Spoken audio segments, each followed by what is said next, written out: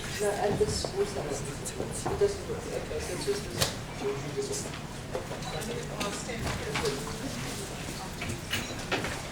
Is this on now? Right. Good morning, everyone, and welcome to the last SWOP breakfast of the year. Good to see you all, and good that we have a very interesting speaker this morning. I'm going to introduce her briefly. I want to tell you, though, that the most important thing about Shireen Hassim is that she is a board member of SWOP. Everything else fades into insignificance. I am joking, people, but maybe it's too early in the morning to have a smile. She also, after being on the board of SWOP, the important thing about Shireen is that she is South Africa's foremost feminist scholar.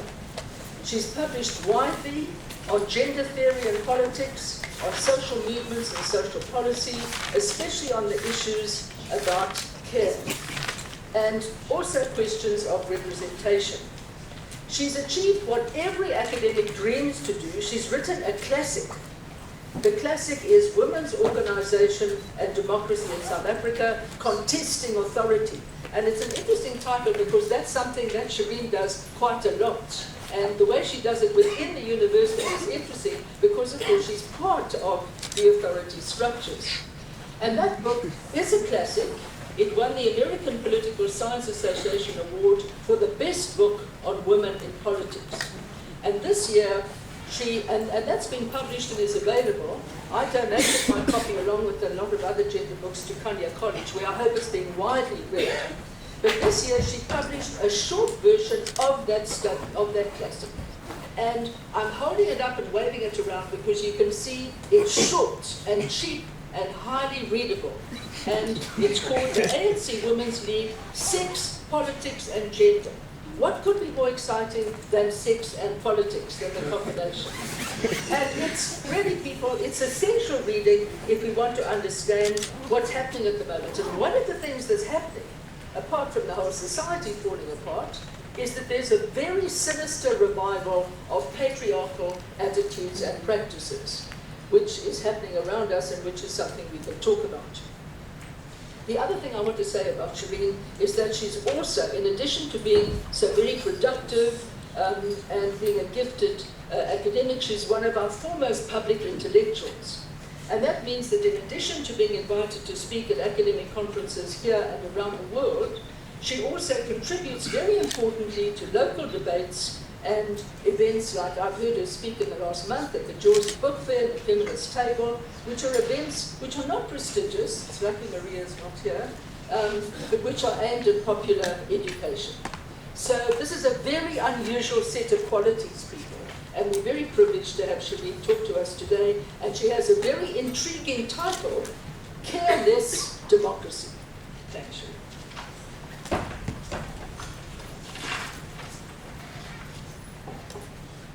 Thanks, Jackie. This is very early in the morning to be speaking, and very late in the year. So if it doesn't pull together, I hope you'll bear with me. Tried very hard as we approach the festive season to find something festive to say about the state of our democracy when seen from a feminist perspective. I really did, and I'm not saying this in a sarcastic way, I really did want to tell something of a good story of the past 20 years, because after all, so much has changed for the better. In a myriad ways, women are indeed better off under the democracy we have than we were under apartheid and colonialism. And as I speak, I want to try and highlight some of those ways.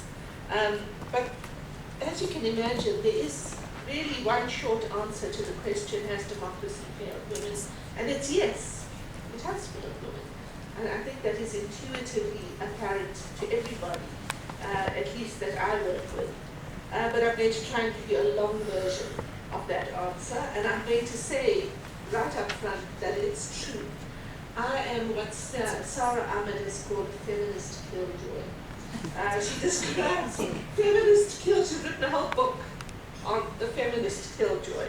And she describes herself as one, a feminist killjoy in the following way: those who refuse to laugh at the right points, those who are unwilling to be seated at the table of happiness. So that will give you a sense of where I'm heading with this talk. So what I want to argue is that what we have in South Africa is a careless and a careless democracy.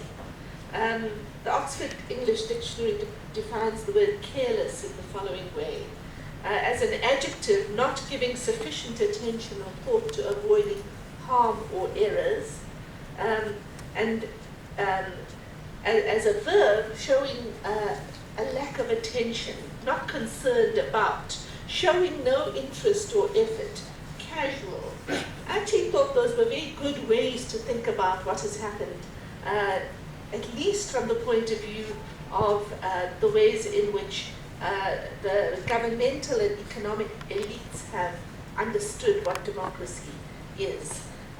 It's a careless democracy in that it is a thin political and economic form of democracy that pays scant attention to the core ideas that have been developed over nearly 4 centuries, at least, of struggle. Nor does it seek to develop a society, actively develop a society that is based on the idea of social justice and care. In other words, a democracy based on mutual solidarity.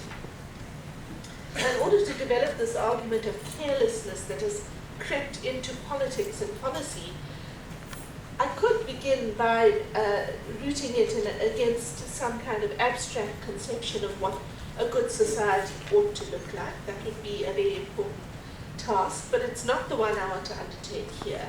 I want to rather root it in the very real struggles of ordinary women for a different kind of society. And I want to say that those struggles have been encapsulated in 2 documents that were developed 50 years apart: the Women's Charter, 1954, developed by the Federation of South African Women, and the Women's Charter for Effective Equality, which was developed partly through the work of people like Jackie, adopted in 1994. I think we could say that there's a third, of course, the Constitution, which the women who were involved in both of those charters thought of as incorporating some of the core demands.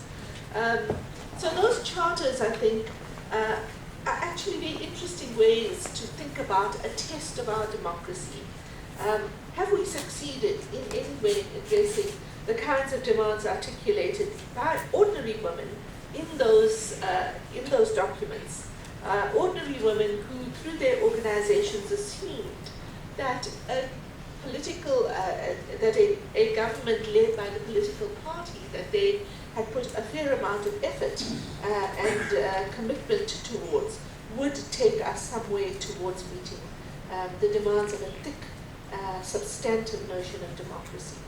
So these charters, for me, are interesting, authoritative political texts. They're authoritative not because they authorize or they legitimize a political organization. They're authoritative because they authorize the voices of women on the ground in the multiplicity of organizations that they were working in, whether those were community-based organizations against high food prices, against rising rents, whether those were trade union structures in which women were demanding equal pay, better conditions at work, maternity leave, for example, or whether those were the more radical feminist organizations that were addressing violence against women. So these charters embody multiple layers of experience and meaning about what democracy might mean that were envisaged collectively over the course of the 20th century. And I want to pose those as democratic tests of our times, right? Embodying the vision of a good society and embodying a set of normative virtues that ought to define the kind of state we have. Now the charters are radical charters actually when you read them, and I thought reading them now, 70 and 20 years later than they were formulated, I'm struck by the ways in which they articulate the idea of community much more radically than, for example, the text the charter that everybody normally refers to, which is the Freedom Charter, they truly pose women as full members of our community. They give form to an emerging politics of gender across the 20th century by claiming that women also constitute a collectivity, and they constitute a collectivity with interests that are distinguishable from that of men, however much they may be at many moments entangled in a collective interest with men. Okay, so they're quite radical in beginning to think about the ways in which there are specificities to gender, of course understood in the context of differences of race and class, but nevertheless there is something about gender that I want to pick up on, about gender inequality that needs to be addressed. They also frame equality in very much more substantive ways than the Freedom Charter by addressing the rights of women in the private sphere. Okay, and by this I mean that they included in the notion of democracy the rights of women within families on the one hand, and the relationships between paid and unpaid labor in the economy on the other. They specifically raised the gendered burdens women bore in households and families, the rising food prices and rents, the inadequate housing, the lack of public transport, the disproportionate responsibility of burdens of care for old people, children, people who are ill, the impacts of the lack of access to water and electricity. So they brought those concerns as they played out within the supposedly private sphere of the family and household into conversations about what democracy might need to address in order to be meaningful. They also made the link between the four forms of unpaid labor conducted in families and households and the shape of the formal economy, and particularly the ways in which the valued, productive, wage-earning sectors of the economy depended precisely on the subordination and expropriation of women's labor within households. So both already, if you look at 1954 already, the Women's Charter was absolutely firm that what we needed to think about in understanding a South African version of democracy is both women's political rights and their social and economic rights.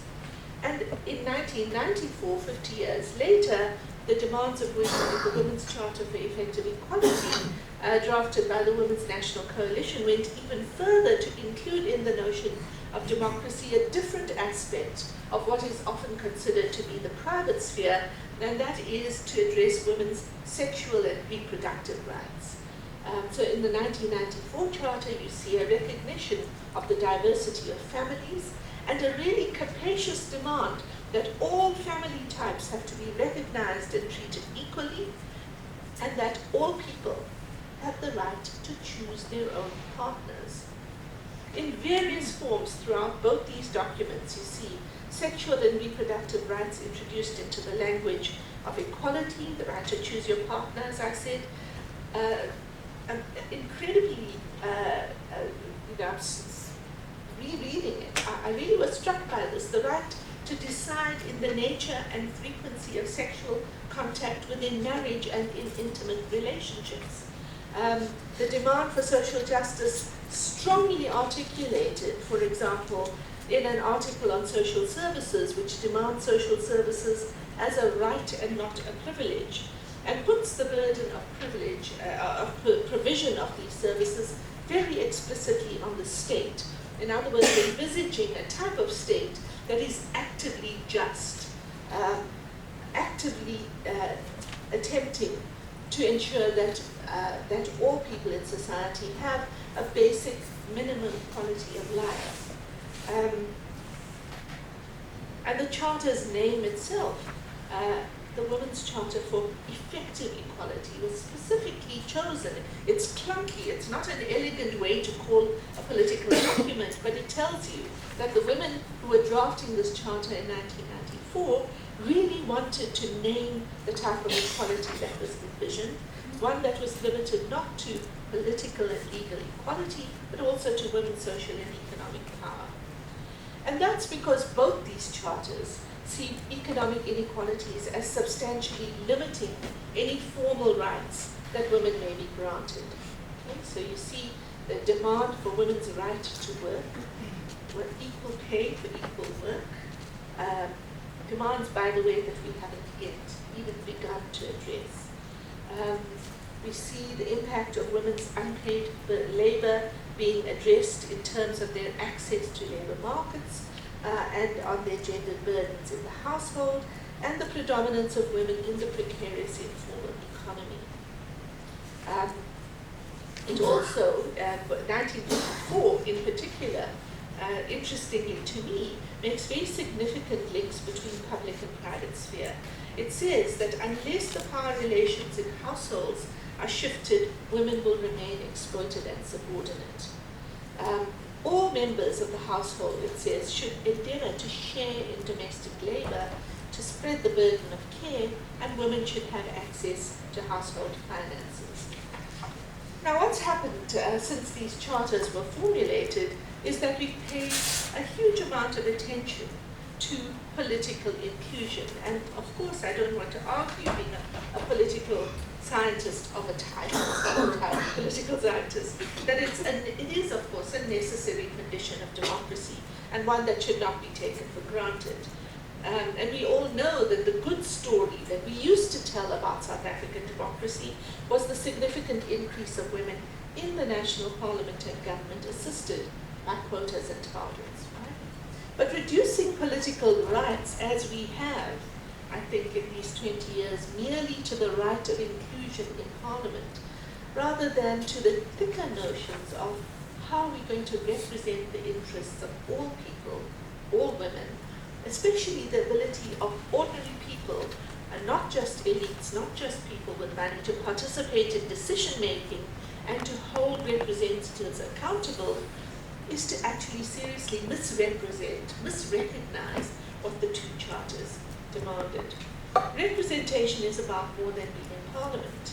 It entails articulating a set of ideas, representing, taking forward the needs and interests of constituencies to the heart of the arena in which decisions are made about our finances, about our public finances. And in that sense, the women MPs, while constantly celebrated as an example of the success of democracy, they are no more than interlocutors.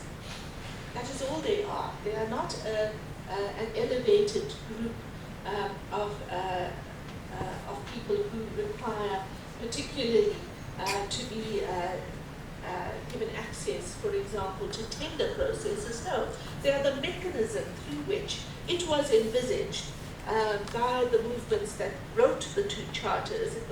They were envisaged as interlocutors who would bridge the needs and interests of all groups of women in society into conversations about how priorities are set for governments. And they were meant, in fact, to amplify the voices of women on the ground in the arenas of power. This deeper aspect of representation has been displaced by what I think is a very careless, superficial notion of democracy, in which democracy is simply seen as being inside the institutions of power, not doing anything about what the underpinning relations of power